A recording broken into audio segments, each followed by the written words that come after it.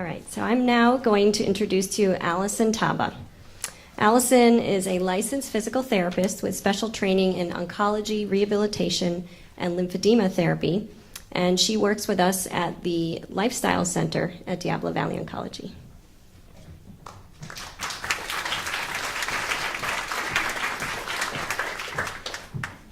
Good morning, thank you. I just wanted to give you a little bit of background on our Lifestyle Center. We just opened it in December of last year. The doctors at Diablo Valley Oncology wanted to provide this service for their patients. As you're going through your treatment, after you're done with your treatment, even months to years after you're done, they want this to be part of your cancer survivorship plan. So currently we offer nutrition counseling and physical therapy. So today I just wanted to touch on a couple conditions that may arise as you're going through your treatment. Common conditions that I see amongst my patients, and then what we can do to help alleviate these symptoms. Okay, so one of the more common conditions I see is cancer-related fatigue. So what this is so patients often complain about just this overwhelming feeling of exhaustion. They have lack of energy, they're not motivated to do anything during the day, they're always feeling tired, even down to just having memory difficulties, lack of concentration. The main complaint is just always feeling tired. The National Comprehensive Cancer Network has given a standard definition for what cancer-related fatigue is. And this often happens for long periods of time, and it's not alleviated by rest, which makes it different from what just general fatigue is. You can take a nap, wake up feeling fine, but with cancer-related fatigue, you wake up and you're still feeling tired. And majority of patients with breast cancer do report these symptoms. So there are many things that can contribute to cancer-related fatigue. If there's fluid imbalances, if you're having deficits in your nutritional intake, anemia, treatments that you're going through with your cancer, depending on what type of chemotherapy or drugs that you're taking, this can interrupt how much oxygen is flowing through your body, so less oxygen going to your muscles. It can disrupt the energy production, also causing some dysfunction in your muscle strength. And it's been shown that prolonged bed rest is not going to help, because this is going to lead to muscle atrophy, and it's also going to decrease your cardiovascular output. Okay, so what can we do to combat this cancer-related fatigue? So you want to think about setting priorities throughout your day, maybe picking one activity to do. So one day maybe do your shopping, one day you're going to water the plants, but just try to pick one activity and then do it at the time of the day where you do feel like you have most of your energy. And it's okay to delegate tasks, ask people for help. This is the time when you're going to need your support. And it's also recommended that you don't nap for greater than an hour, because you don't want to disrupt your sleep during the night. So it's okay to take short naps, but just don't take long naps. Okay. Another way that we can combat cancer-related fatigue is through exercise. So the benefits of exercise, it'll help you regain your muscle strength, it'll help increase the oxygen circulating through your bloodstream, and there's also secondary gains that you can gain from exercise, help you gain a little bit more control back in your life, control of what's going on with your body as you're going through the cancer treatment. So what do you do to start an exercise program? Well, first you just want to make sure that it's okay with your doctor that you can start and when it's appropriate for you to start. So the main thing is you really just want to pick an activity that you have fun with, that you feel comfortable doing. The research doesn't show that there is a specific amount of activity that you need to do or a specific type of activity. So again, just picking something that you enjoy doing. But generally you do want to start slow. So again, like pacing yourself. So it is recommended maybe starting with about 20 minutes, but again, it can vary depending on where you are in your treatment. This 20 minutes of activity, you can break it up, maybe 5 minutes in the morning, 5 minutes in the afternoon, but just to do a little bit of something every day. And as your energy increases or improves, then you increase the amount of time or the duration that you're doing a particular activity, and then just doing it more frequently during the day. So this slide just gives examples of different types of activities. So when you do start, you want to start with a light intensity activity. So doing a light intensity activity means that you can still talk, you can still hold a conversation, you're not going to run out of breath. So maybe just starting at a slow pace with walking. And then as you're feeling comfortable, you're not having any adverse effects from the light intensity, then you're going to progress to a moderate intensity activity. So you still should be able to hold a conversation, but maybe not sing a whole song at one time, although you can try. So you may start with that slow-paced walking and then increase it to a brisk pace, but again, you should still be able to have a conversation. So sometimes it's nice to do a particular activity with someone, so as you're walking, as you're cycling, you're able to talk to each other. And that's one way that you can check whether or not you're pushing yourself too hard. So then from the moderate intensity activity, you can progress to a more vigorous activity. So again, you should still be able to talk, say a few words. Maybe you have to stop every so often just to kind of regulate your breathing. But the main thing is you should never be out of breath. You should never become short of breath when you're doing your activity. So again, that's an indication that you are pushing a little bit too much. And also make sure that as you are exercising, you're not feeling faint or dizzy. So that would also be another sign that you're pushing too hard. So strengthening is also another important component of combating cancer-related fatigue. And again, these are just guidelines. There was no specific recommendation on what to do, but they do say that strengthening 2 to 3 times a week is appropriate to start with. In terms of the weights that you use, you want to start with something that you don't feel is a struggle to have to lift, have to push, or to pull. And start with just a small amount of repetitions, a small amount of sets, and then progress the amount of sets and repetitions, and then start to progress the weight. So again, nothing should feel like a struggle. But of course, you want to give yourself a little bit of resistance, but as you're doing the particular movement, you should be able to do that movement completely without having to push and struggle. So you really want to be careful that you're not straining your muscles. So another condition that I see with my patients is what we call upper quarter dysfunction. So oftentimes what happens is as you're going through treatment, whether it be through radiation or surgery, you may start to feel like a loss of range of motion, maybe in your arm, even in your trunk with your rotation, reaching, lifting, pushing, pulling. You might also start to experience pain or lymphedema.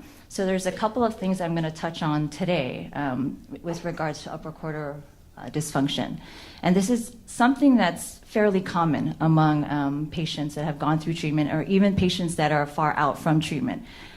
It's more common for people to report more than a couple symptoms that they're still experiencing. So one of the conditions that I do see is what we call axillary web syndrome, or you might hear it referred to as cording. So what you might notice is what looks like a cord or a band of tissue that starts in your armpit, and sometimes it'll extend across your elbow, even down into your thumb. Sometimes patients will also report that they're feeling some kind of pulling or tightness also on the lateral side of their chest into the breast. And oftentimes this is most painful, most restricting as you're trying to raise your arm out to the side and extending your elbow. Then you'll start to notice some of the cording that's coming down into the arm. And it is often very painful. And they do believe that this is because of the lack of flow of the lymph fluid through the vessels, because it's stagnant. This can cause some fibrosis or hardening of the tissue, thus forming that cord or band of tissue. So this usually happens just a few weeks after surgery, but I have also seen it occur a few weeks after radiation therapy. So surgery and radiation therapy are risk factors for this developing. It's not that common, so not everybody is going to get it. Unfortunately, there's nothing that they've found that can prevent it, but it's more about recognizing it quickly and then getting treatment for it. It has been shown that it can resolve on its own, but physical therapy has been shown to kind of speed up this process. By speeding up the process, you can also avoid other dysfunctions, like muscle imbalances, changes to your posture, other things that can later on contribute to more of this upper quarter dysfunction. So another condition that I often treat in physical therapy is lymphedema. So lymphedema is just an abnormal accumulation of fluid. Most likely it's going to be in the arm that it's affected. Sometimes it comes up into the breast on the lateral side of your chest. Some patients even say it's, they feel like a fullness in their abdomen area also. And lymphedema can be categorized as either primary lymphedema or secondary lymphedema. So with regards to our talk today, we're going to concentrate more on secondary lymphedema, which can develop as a result of treatments that you're going through. For example, surgery where lymph nodes are removed, or going through radiation, or if an infection occurs, that can cause hardening of the tissue. So that's going to impede the flow of the lymph fluid. And also if there is a tumor that's pressing on any of those structures, structures being like the lymph nodes or the lymph vessels. Okay. So unfortunately, as a result of some of the treatment that you may go through, we can't predict whether or not you are going to have lymphedema. So again, this is something that some people have, not everybody has. It might occur right after your treatments. Or it can even occur months to years after you're done. So with lymphedema, a lot of what I do is prevention. So the treatments that we're going to talk about we'll use for prevention, and also if you do develop lymphedema, these are also treatments that we're going to go through too. So how do you determine if you have it, or how do you know if you have it? You're going to start to notice, some swelling in the arm. Maybe your jewelry is going to fit a little bit tighter, like you can't wear your watch or your rings are going to be tight. You'll start to notice maybe an achiness or a heaviness in your arm. And again, it might go up into the breast. You might feel a little bit more fullness in the breast. You might notice some skin changes. So with pitting edema, sometimes what happens is if you just press where you see the swelling, and there's a little bit of an indentation that stays there for a little bit. So that's just telling you that the fluid is becoming a little bit stagnant. So with this slide, I just wanted to give you an overview of where the lymphatic vessels lay and then where the lymph nodes lay in your body. So if you notice the picture on the right, those vessels will form like this web-like pattern throughout your body. So it's everywhere in your body, just like your blood vessels and your veins. And there are certain areas in your body where there are collections of lymph nodes, like your neck, your armpits, into your groin, into the elbow. And if you notice the picture on the top right, that pink box, that top pink layer is your skin. That bottom pink layer is your muscle. So if you notice where those green little circles are, those are your lymph vessels. So most of them sit pretty superficial to your skin. So knowing that is going to be very important to understand why we do the treatment the way that it's done.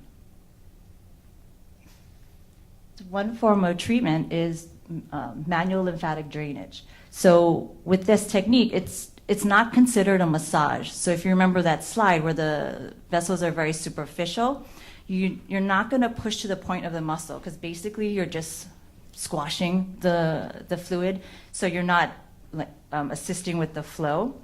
So basically the technique is something very superficial. So if you just take your hand, you're just going to place it on your skin. So just comfortably place your hand on your skin.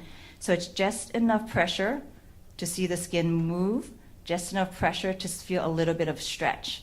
So again, it's not a deep tissue massage. If you feel like something is hard when you're pushing, you're going too deep. So again, just very superficial, and you're always pushing out of the extremity. You never want to push down into the hand. And with manual lymphatic drainage, when I do it in the clinic, I'm going to specifically go over where to start, and again, go over the rationale as to why you're doing the technique. And if you're doing the technique right, it should feel comfortable and soothing. There shouldn't be any pain with this. Sometimes people fall asleep when they're having it done. So another form of treatment is through compression therapy. So this can be done with either bandaging or through compression sleeve. So often what happens is you'll go through the treatment, either in the clinic or you go through it on your own, and then you'll put on your compression sleeve, and then the idea is that sleeve is going to help to maintain whatever loss that you've gained with the drainage. So you put your sleeve on, and then you go out through your day. If you're normally active, then just being active is going to help. But for patients who tend to, not do many activities, or they're just, again, tired because of cancer-related fatigue, then we'll go over specific exercises to do that kind of target the different areas, your neck, elbow, shoulder, arm, to help assist with the flow. So for exercise, if you notice the picture, you'll see that the muscles, as the muscles pump, they're going to help to assist with that flow. So again, putting your sleeve on, being active, all of that is going to help with the flow of the lymph. Okay.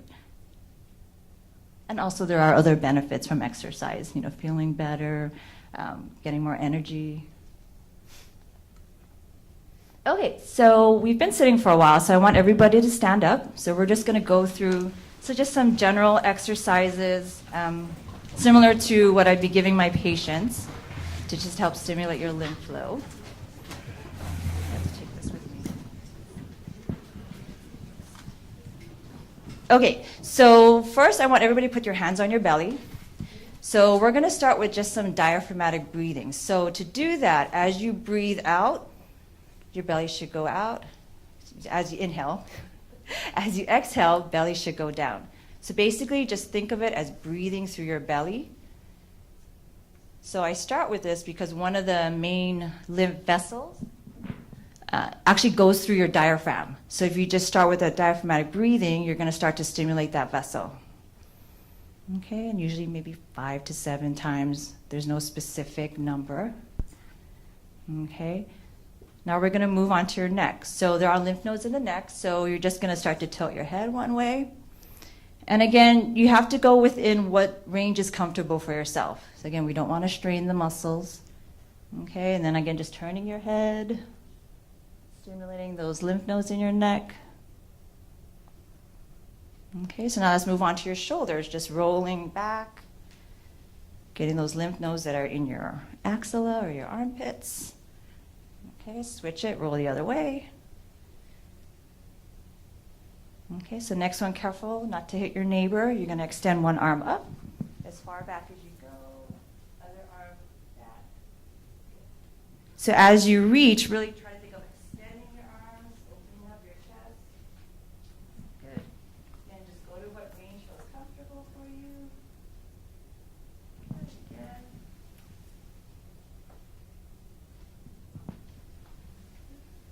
Careful not to hit your neighbor. We're going to do big circles. Bring your elbows together.